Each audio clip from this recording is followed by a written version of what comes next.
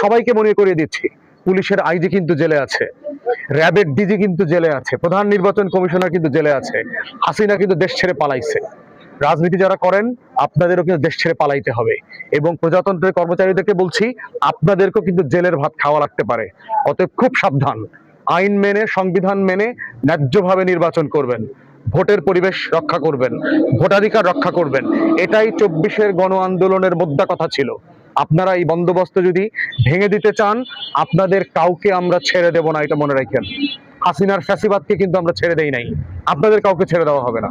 এরকম 9-10টা মোটরসাইকেল নিয়ে বাজারে টহল দেওয়া, মহড়া দেওয়া, এবং সেইটা সুলতান চেয়ারম্যান, যিনি বিএনপির এই উপজেলার আহ্বায়কের দায়িত্বে আছে, তার নেতৃত্বে এগুলো ঘটা, যেটা খুবই দুঃখজনক এবং অনাকাঙ্ক্ষিত। প্রশাসনকে আমরা গত কয়েকদিন এবং সপ্তাহ থেকে বলছি, এই ঘটনাগুলো ঘটার আশঙ্কা আমরা করছি। তৃণমূলে এগুলো শুধু মাধব পাশায় না, আজকে আমার এই অফিসে না, অন্য সব জায়গাতে এই ঘটনাগুলো ঘটছে। আপনাদের সাথে গণমাধ্যমে আমি গতকালকেই মাত্র অশ্বিনী কুমার টাউন হল বরিশালে প্রেস ব্রিফিং এ কিন্তু এই আশঙ্কাগুলোর কথা বলেছি। এবং আজকে সকালে নাজিরপুরে একই ঘটনা ঘটেছে, বাটামারাতে ঘটেছে, গতকালকে সন্ধ্যার সময় চরকালে খান গাছুয়াতে আমাদের নেতাকর্মীদের বাড়িতে গিয়ে একজনের ওয়াইফ, স্ত্রীর গলায় রামদা ধরেছে বিএনপির লোকজন। এবং ওখানে মুরাদির যে বিএনপির সেক্রেটারি আছে, কাজী কামাল নামে এক পরিচিত গুন্ডা সন্ত্রাসী, তার নেতৃত্বে ছেলেপেলেগুলো এগুলো করেছে আর কি। তো এই কর্মকাণ্ডগুলো যে ঘটছে, ঘটবে, এগুলো আমরা এর আগে প্রেডিক্ট করেছি। এগুলো ঘটছে, প্রশাসনকে আমরা জানাচ্ছি। ডিসি, এসপি, রেঞ্জের ডিআইজি থেকে শুরু করে প্রশাসনের সব জায়গাতে শুধু দেখছি, দেখবো, আমলে নিচ্ছি, বিবেচনা করছি, ভরসা রাখেন, এরকম ঘটনা ঘটবে না, এগুলো শুরু করেছে। বিএমপি কমিশনারের সাথে গত রাতে পর্যন্ত আমি কথা বলেছি, যে কারণ গত রাতে আমার বাড়ির সামনে এখানে আপনার 40-50 জন অপরিচিত ছেলেপেলে হাঁটাচলা করেছে, টহল দিয়েছে। আমি মেট্রোপলিটন কমিশনারকে গত 1-2 সপ্তাহ আগে জানিয়েছি, এই ঘটনাগুলো ঘটছে প্রতিনিয়ত, আপনি টহল বাড়ান, আপনার গোয়েন্দা নজরদারি বাড়ান। উনি আমাকে আশ্বস্ত করেছেন, কিন্তু কার্যকর কোনো কিছু দেখতে পাচ্ছি না প্রশাসন। তো মনে হচ্ছে যে প্রশাসন অলরেডি বিএনপির কাছে সারেন্ডার করে ফেলেছে।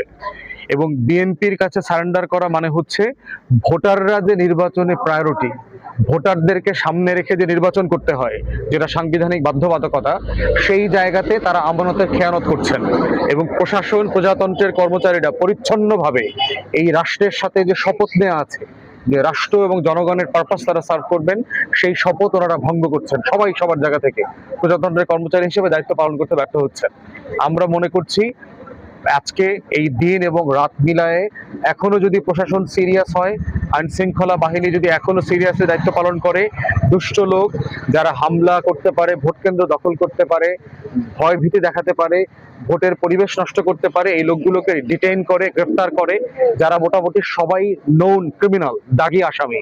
কারণ বিএনপির পদস্থ লোকের ভিতরে যেই গ্রুপটা এখন সক্রিয়, তারা মোটামুটি সবাই দাগী, সন্ত্রাসী, মাদক ব্যবসায়ী, খেয়াঘাট, ফেরিঘাট, এই সব জায়গা থেকে চাঁদা তুলে এরা খায়।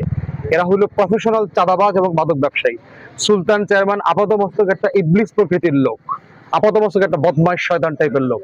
এবং এখানে বাবুগঞ্জে যত রকম দুষ্টামি হইতেছে, প্রত্যেকটা নায়ক, খলনায়ক হচ্ছে সুলতান চেয়ারম্যান, প্রিন্স, এই লোকগুলো আছে, এবং এদের সবার ব্যাপারে অভিযোগ আছে, কিন্তু থানা পুলিশ কোনো ব্যবস্থা নিচ্ছে না। তাই আমরা নির্বাচন কমিশন থেকে শুরু করে আইন শৃঙ্খলা বাহিনীকে বলছি, কালকে যদি ভোটার উপস্থিতি কম হয়, কালকে যদি আইন শৃঙ্খলা পরিস্থিতির অবনতি ঘটে, এর পুরো দায় বিএনপির এবং আইন শৃঙ্খলা বাহিনীর এবং স্থানীয় প্রশাসনের। সবাই কালেকটিভলি এই রাষ্ট্র এবং জনগণের সাথে বেইমানি করার প্রতিযোগিতায় নেমেছে।